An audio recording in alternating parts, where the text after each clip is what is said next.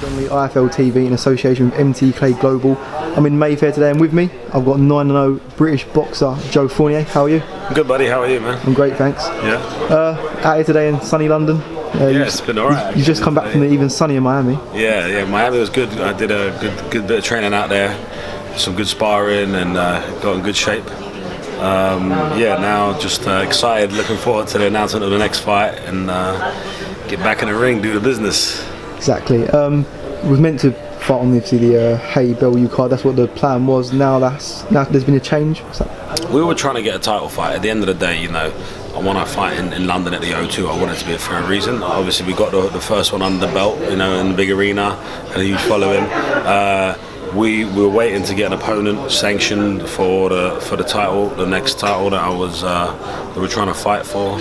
And between the TV station and the commissioning bodies, the governing bodies, no one could agree on.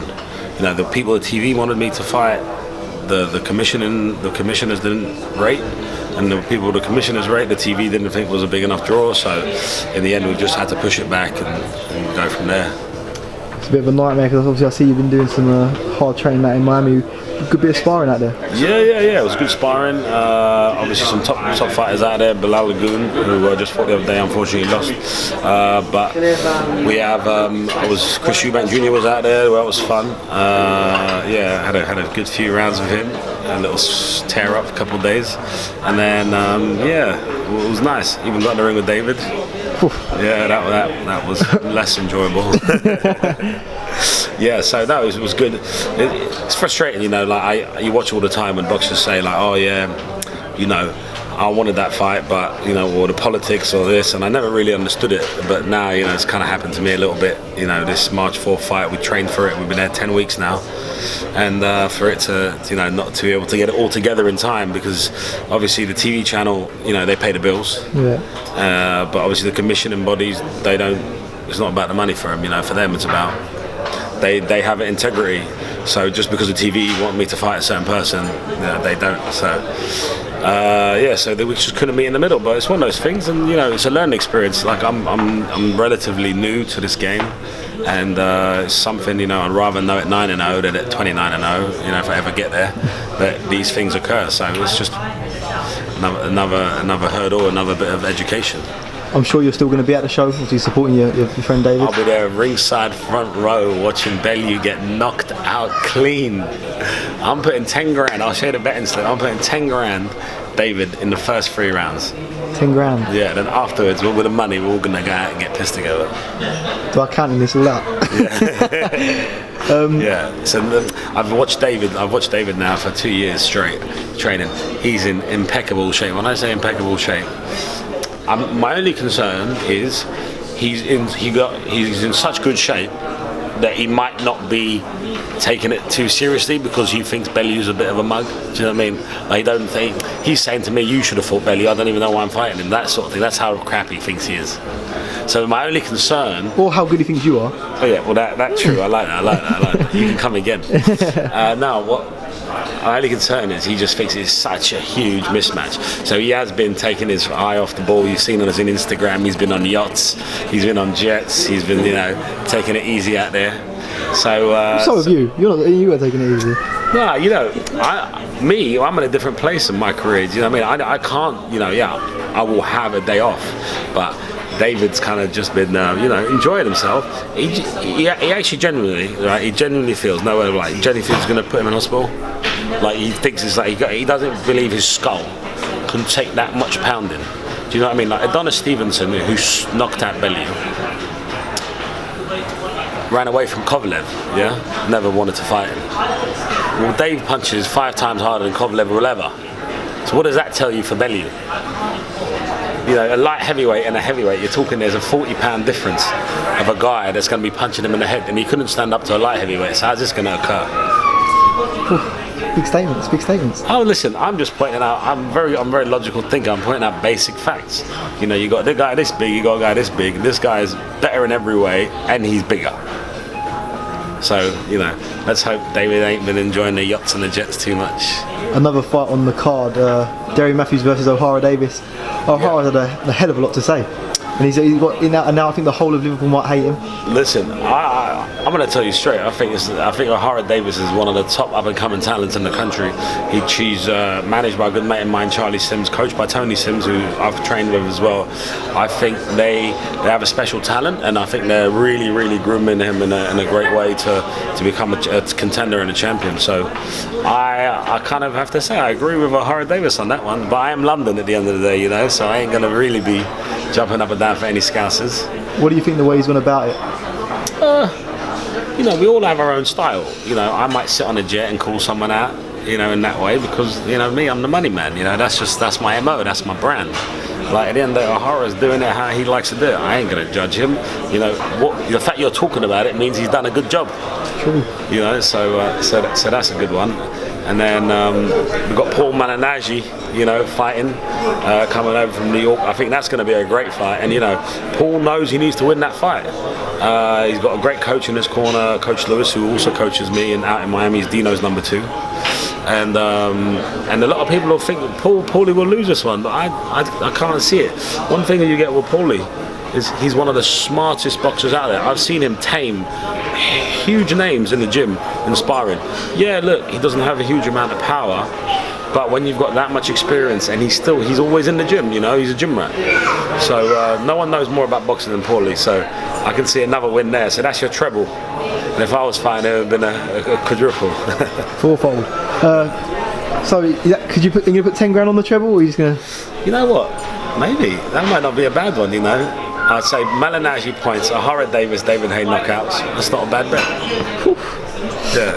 If you do, then some bookie somewhere is going to get bashed in. He's going to get bashed in. Yeah, but we'll have a good night, so that's what it counts, you know. Yeah. So what's the plan now? You're over in London for a bit? I'm back in London for a couple months. I'm still in the gym, ticking over, training. You know, we've got some good sparring flying in. We've got a few foreign fighters coming in, so I've got some good sparring lined up over the next couple of weeks.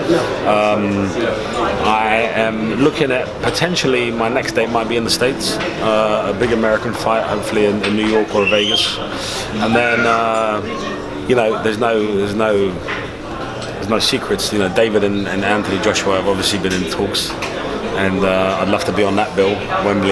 Wembley Stadium, 100,000 people. Beat the 90, yeah? Get 100. You know, why not? Yeah, just scrap them in. You know, so if that happens, you know, I'd love to win the title and then defend the title here in the UK, and that would be something very, very special, you know, for me. And I think after that, like I've always said it, I've said, like, you know, you get in boxing, it's a crazy sport because you get the most amount of haters in anything I've ever done in my life, and I've done a lot of shit where you get a lot of haters. But you know, like, we're not worried or afraid of anybody, you know, in the division, in the experience level. Do you know what I'm saying? Yeah. So we're comfortable jumping in with fighters with better records. We're comfortable jumping in with fighters with equal records. At the end of the day, we just have a plan. Whatever it is, whoever it is I fight, I just want it to be exciting. It's got to be showbiz. Do you know what I mean? Like me going and fight another guy that's like 9-0 that no one's ever heard of in his life. That's like from Gloucestershire. Who cares? Nobody actually cares. Because I'd rather fight, you know, a bigger name that I could lose and or win.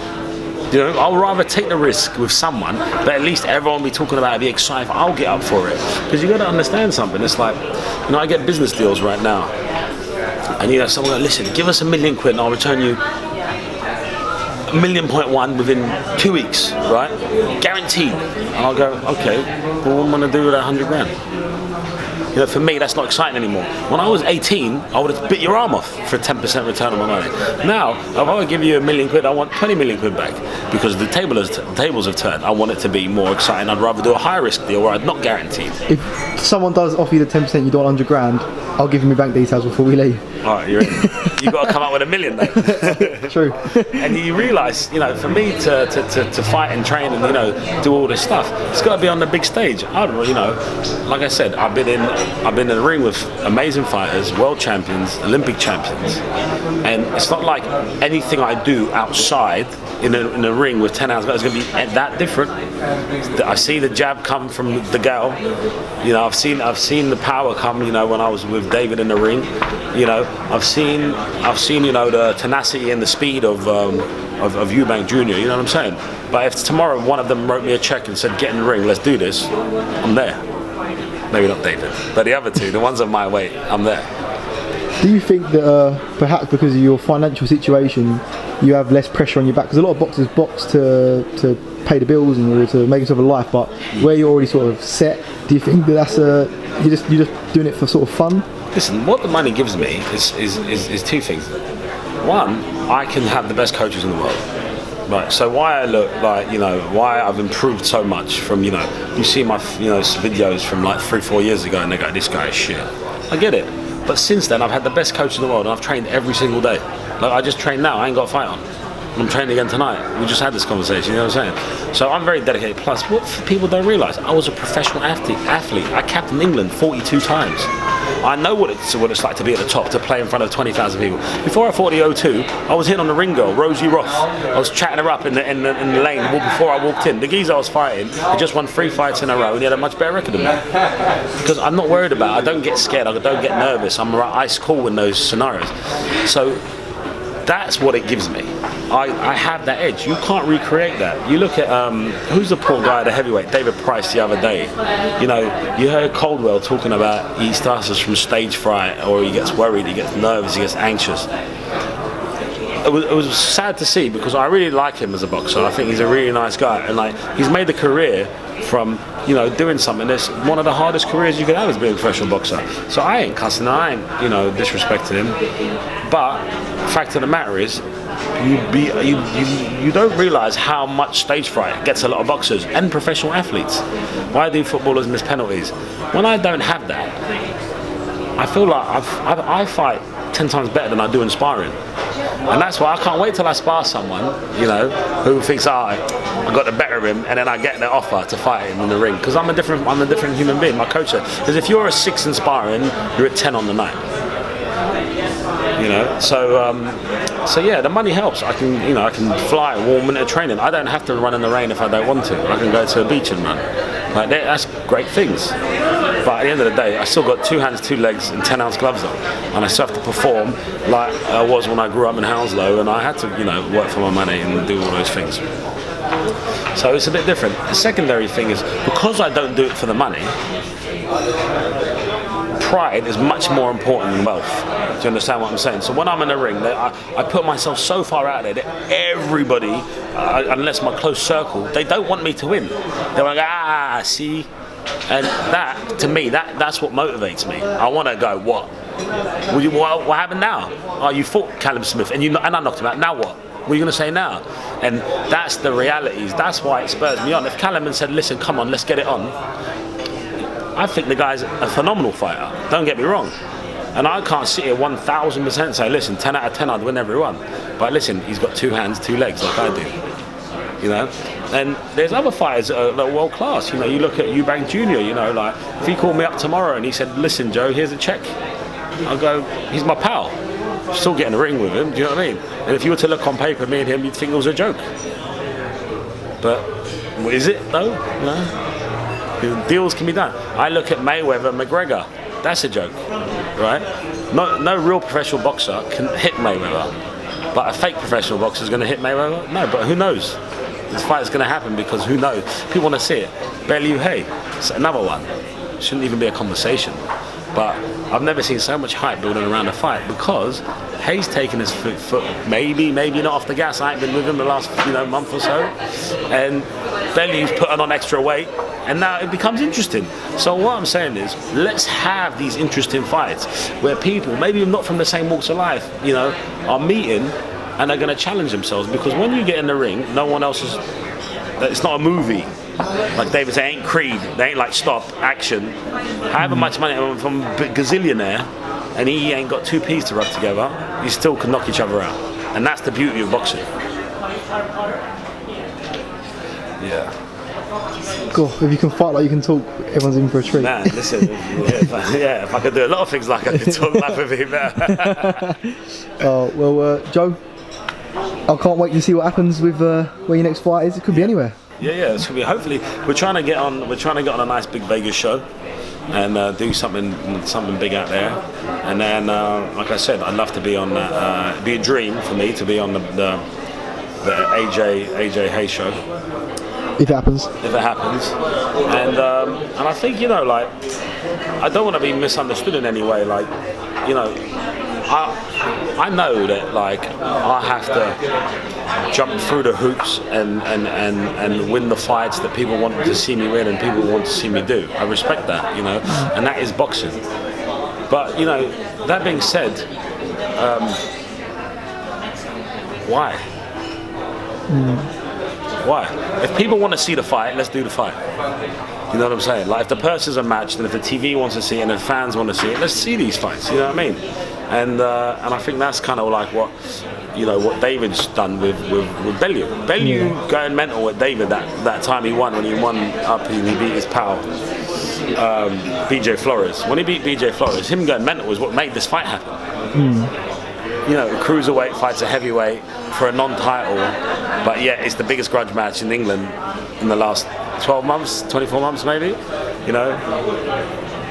That's why. So let's have more of these fights. Let's have more people, you know, turn up. Let's get the pay-per-view sale. Let's get pay-per-view fights happening. Let's make it. It's on every now, on Sky, on BT, on, you know, terrestrial TV. We can make boxing a huge name. And you know, David's new deal now with Richard Schaefer with Ringstar, Haymaker Ringstar. Now there's going to be a lot more fights and a lot more pay-per-view fights. You know, exciting times ahead. I'm very excited, and you got to watch out for this kid, Michael Page, one of the nicest guys I know. He's an MMA fighter from Bellator, but he's swapping over to boxing. And I've seen this guy in the ring. He can do a bit of damage. We're the same weight, so that should be fun. Oh, maybe potential opponent as well. And I did hear Chris Eubank Jr. did say he wouldn't mind going up to light heavyweight. Just saying, Chris. I'm only kidding you, my boy. All right then, well, Joe, thank you for your time. Obviously, best of luck in camp and whenever you're out next. But I'm sure we'll catch up with you soon, or if not, all right, mate. see you somewhere. See you somewhere. Top man. Take Catch you soon. care. Cheers, mate.